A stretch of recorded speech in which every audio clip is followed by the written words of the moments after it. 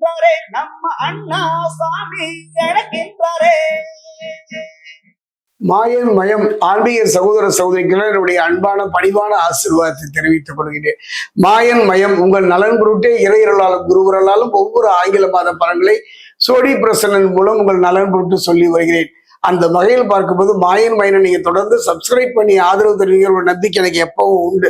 அந்த வகையில் பார்க்கும்போது இந்த ஆகஸ்ட் மாதத்தை பொறுத்த வரைக்கும் அதாவது பாத்தீங்கன்னா கர்மாவின் கர்த்தா என்று சொல்லக்கூடிய கர்மாவினுடைய காரத்துவமுடைய சனி பகவான் பக்ரகதியில் இருக்கின்றார். ஒரு மனிதனுடைய வாழ்க்கையில பலம் இவன் பலமாக இருந்து விட்டாலே போதும் என்று சொல்லக்கூடிய களத்திரக்கார சுக்கிரன் பலம் இழந்து இருக்கின்றார். இப்படிப்பட்ட ஒரு சூழ்நிலையில் தான் இந்த ஆகஸ்ட் மாதம் பிறக்கின்றது. சனி பகவானின் எந்த பாதிப்பும் இல்லாத ஒரு சூழ்நிலையில எந்தவித எதிர்பார்ப்புகளும் நிறைவேறாத ஒரு காலகட்டமாக விரக்தியின் உச்சத்தில் இருக்கின்ற மகர ராசி அன்பர்களே, இந்த ஆகஸ்ட் மாதம் மகர ராசிக்கு எவ்வாறு இருக்கும் என்பதை இப்ப நம்ம சோடி பிரசனத்துல பார்க்கலாம்.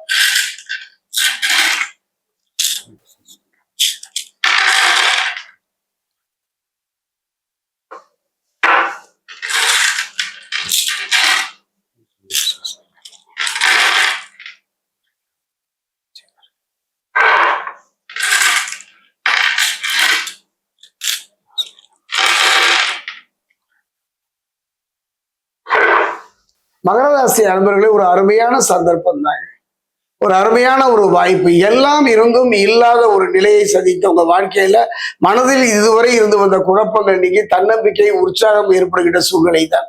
குறிப்பா பாத்தீங்கன்னா முக்கிய விஷயங்கள்ல துணிச்சலான முடிவுகள் எடுக்க வேண்டி வரலாம். அந்த துணிச்சலான முடிவு குடும்பமா இருக்கலாம், வாழ்க்கையா இருக்கலாம், தொழிலா இருக்கலாம். அதே நேரத்துல பாத்தீங்கன்னா பயணங்கள் செல்ல வேண்டி இருக்கக்கூடும். ஆன்மீகம் சார்ந்து தொழில் சார்ந்து சில பயணங்கள் எதிர்பாராமல் ஏற்படும். அந்த பயணங்கள் நன்மை தரக்கூடிய மனதுக்கும் உடலுக்கும் சந்தோஷத்தை தரக்கூடிய இனிய பயணமாகத்தான் அமையும். குறிப்பா பாத்தீங்கன்னா வாகனங்கள் ஓட்டும் பொழுது வாகனங்களில் அமர்ந்து செல்லும் பொழுது மிக மிக கவனமாக இருக்கக்கூடிய ஒரு காலமாக அமையும். அடுத்தவர்களை நம்பி முக்கிய பொறுப்புகள் ஒப்படைப்பதை முடிந்தவரை தவிர்த்து விடுங்கள். நீங்களே நேரடியாக அந்த பணிகளில் ஈடுபடுவது சில வேண்டத்தகாத நிகழ்வுகளை தடுத்து விடும். குறிப்பா பாத்தீங்கன்னா சகோதரர் வழியில் இருந்து வந்த சங்கடங்கள் தீரும். இப்படிப்பட்ட ஒரு காலங்க. அதாவது தொழிலும் வாழ்க்கையும் சரியாக நீங்கள் அமர்த்தி கொண்டால், வகுத்து கொண்டால், பார்த்து கொண்டாலே போதும். அந்த நிலையை செவ்வாய் உங்களுக்கு தருவார். சனி ராசிக்கு 3ஆம் இடத்துல தொழில் வளத்தை பெருக்குவார். கவலையே பட வேண்டாம். தொழில் இல்லாதவருக்கும் தொழிலை நடத்த முடியாமல் போராடியவர்களுக்கும் ஒரு அற்புதமான ஒரு யோக பலனை சனி பகவான் இப்பொழுது இந்த ஆகஸ்ட் மாதம் தரப்போகின்றார். அதே நேரத்தில் ஆரோக்கியம் நன்றாக இருக்கும். குறிப்பா பாத்தீங்கன்னா உடல் ரீதியா நிறைய பிரச்சனைகளை சந்தித்து வந்தீர்கள். அது மன ரீதியான சில பாதிப்புகளை தந்தது, நிம்மதி இழப்பை செய்தது. இனி கவலையே பட வேண்டாம். ஆரோக்கியம் நன்றாக இருக்கும். குறிப்பா பாத்தீங்கன்னா 6ஆம் வீட்டுல குரு செலவுகளால கொஞ்சம் கையிருப்புகள் கரைந்தாலும் அது சுப செலவுகளாகவே இருக்கும். சேமிப்புகள் கரையும் என்று சொன்னீங்கன்னா கவனமாக இருந்து விடுங்கள். குறிப்பா பாத்தீங்கன்னா 2ஆம் இடத்துல ராகு, 8ஆம் இடத்துல கேது, பணிச்சுமை அதிகமாக காணப்பட்டாலும் அந்த பணி சுமை உங்கள் வெற்றியை நோக்கி நகர்த்துவதாகத்தான் இருக்கும். உங்களை பலப்படுத்துவதாகத்தான் இருக்கும். சூரியன் ஆத்மகாரகன் என்று சொல்லக்கூடிய சூரியனை பொறுத்தவரை 7 மற்றும் 8ஆம் இடங்களில பலவீனமாப்படுவதனால தேவையில்லாத பிரச்சனை வரக்கூடும். அதாவது சுக்கிரன் மட்டும் பலம் இழக்கல, சூரியனும் பலம் இருப்பதனால சில தேவையில்லாத பிரச்சனைகளை நீங்க இழுத்து போட்டுக்க வேண்டாம். தான் உண்டு தன் வேலை உண்டு என்று இருப்பது இந்த காலகட்டத்தில் சிறப்பு.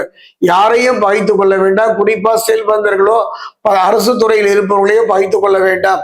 7ஆம் வீட்டில் புதன் மிகுந்த கவனமா இருக்கணும். இந்த 7ஆம் வீட்டில் புதனை பொறுத்த வரைக்கும் மிக மிக கவனமா இருக்கணும். எந்த பிரச்சனை எப்படி வரும், யாரால வரும், எதனால வரும் என்று புரிந்து கொள்ள முடியாத சில குழப்பங்களை சந்திக்கக்கூடும். கவனமாக இருங்கள். அதனாலதான் சொல்லுவாங்க ஜோதிடத்துல 7ஆம் வீட்டில் முதல் மிகுந்த கவனம் செலுத்தவும். அதே நேரத்துல களத்திரக்காரர்கள் சுக்கிரனை பொறுத்தவரை 6 மற்றும் 7ஆம் இடங்களில் பலவீனப்படுவதனால கணவன் மனைவிக்குள்ள சில பனிப்போர் உருவாகும். சில பிரச்சனைகள் வரும். அந்த பிரச்சனைகள் எப்படி வந்தது, எதனால வந்தது என்று சொல்ல முடியாத ஒரு சூழ்நிலை இருக்குது.